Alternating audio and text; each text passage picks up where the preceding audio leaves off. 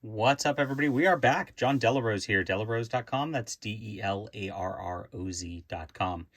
I am a #1 best-selling comic creator and an award-winning comic creator. So I have graphic novels available on my website, both in digital and in print form. So if you would be interested in checking those out, please head to the links in my description below and do that. That'd be great. We'd love people who support the channel. If you like my taste in comics, maybe you'll like my comics. Hope so. All right.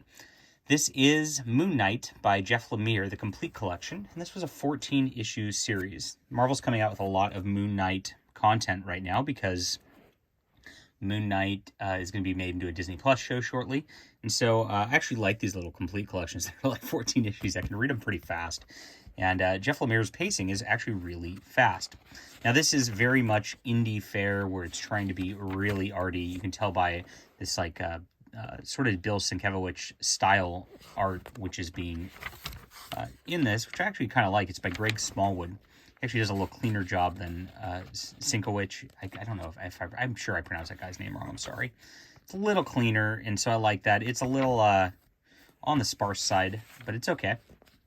Cool stuff. But basically, Moon Knight's like in this insane asylum, and he's being visited by this god, and he's getting electric shock therapy. It's very odd. And of course, he's trying to figure out what's real and what's not. And over the course of things, it's an unreliable narrative sort of thing, so it's very indie. You don't really get Moon Knight being a hero in this. He's trying to break out of a hospital, and you see all this weird Egyptian stuff going on in the background with these Egyptian gods. You don't know whether he's just attacking the hospital people or if he's dealing with that. You see this kind of thing in here, indie stuff, or not at this point. The first arc is really just him dealing with this god. You can see here's the Egyptian god here, and trying to get out of the hospital. Eventually, it like kind of breaks up, and Mark Spector is shown to have these personalities. Now, Bendis really leaned into this, that he was like seeing things, and he was seeing people who weren't there.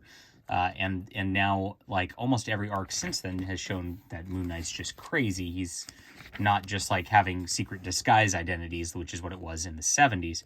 I liked the non-crazy better, I'm going to be honest. I think that pushing heroes into they might be crazy, you don't know what's real or what's not, is really tired at this point. It's a little edgelord sort of thing that's been done for a lot of years.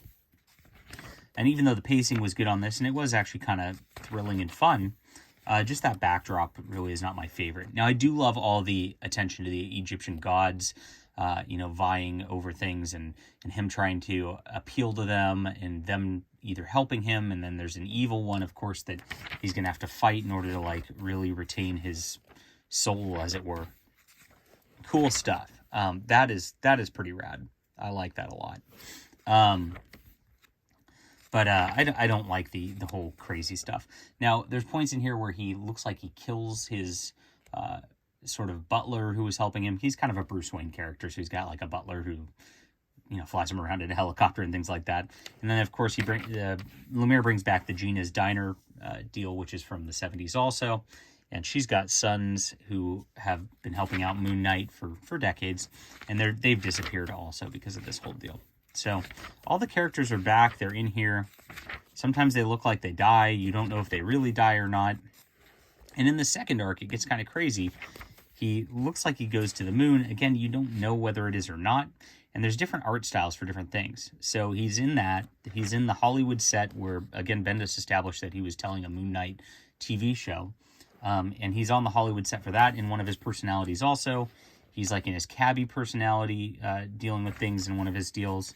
I actually really like this art style. It looks really cool.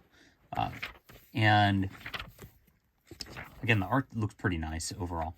And then there's the hospital sort of deal also. So now it's broken up into his personalities and all that. And it's just like, it just gets kind of tired when you don't know what's real. You kind of know he's going to win the scenarios, so it's like, okay, just tell us what's real and what's not already. It's getting extended a little too far.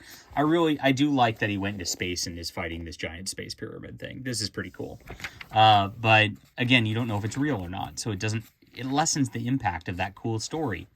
The cabbie situation where people are dying and he's trying to expose things, again, it's lessened because you don't know whether it's real or not. And that is actually a problem for storytelling. It's not a good thing for storytelling.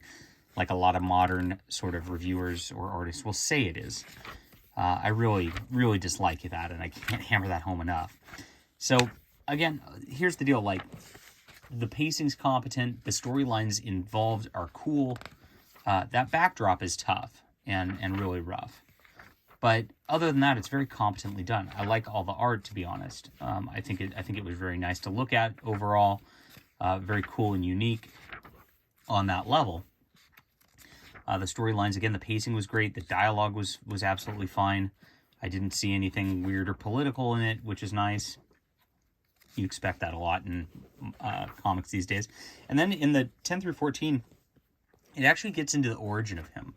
And it turns out as a kid, he was a sort of trouble with making up, imaginary friends he thought were real, and he went into a psychiatric ward. Then I don't think we ever saw that before.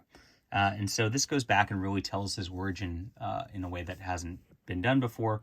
It frames him as a Jewish kid, which I don't know if that was in the past or if Jeff Lemire threw that in there. I don't know. But that's a thing. And it also goes over his first adventures where he went to the pyramid in Egypt and tried to get his sort of Moon Knight powers in the first place. So that existed, and that's what the very end of this is about. So we got him out of the hospital. He fought the god and kind of won, and then it kind of goes into his past at the end of this arc, which is okay. But yeah, I mean, there was just something just not heroic about it is the problem. And eventually he kind of gets out of the situation, and it's all right. I enjoyed it okay, and I like the art quite a bit, but the premise just kind of just doesn't feel good. And for that, I have to give this a 7.5 out of 10. All right, hit that like and subscribe button. Let me know what you think about this, and we'll be back soon.